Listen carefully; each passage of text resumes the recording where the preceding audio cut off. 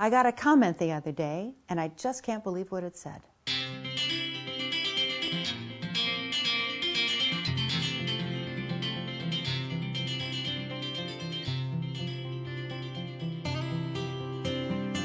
Okay, I know this is supposed to be a touch of encouragement, so I have to figure out an encouraging way to deal with something that made me very angry the other day.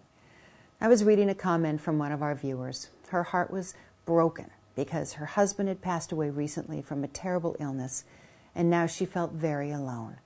She had reached out for support from some people in her church and was told that her husband wouldn't have died if she had prayed for him with more faith. And folks, that just breaks my heart.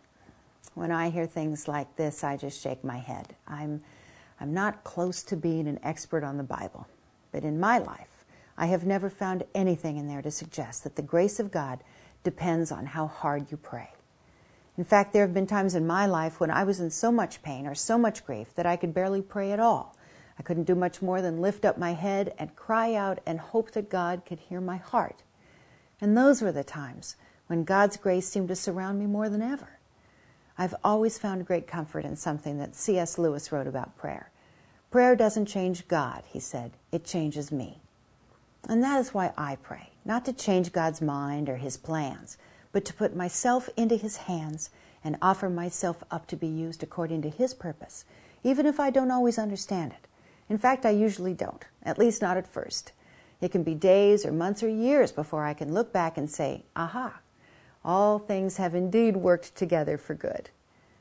God's ways are not our ways. Our timing is not His timing. Our plans for living on this earth don't come close to the plans He has for our souls and our spirits in this life and in the next. It is not how hard you pray or how well you pray.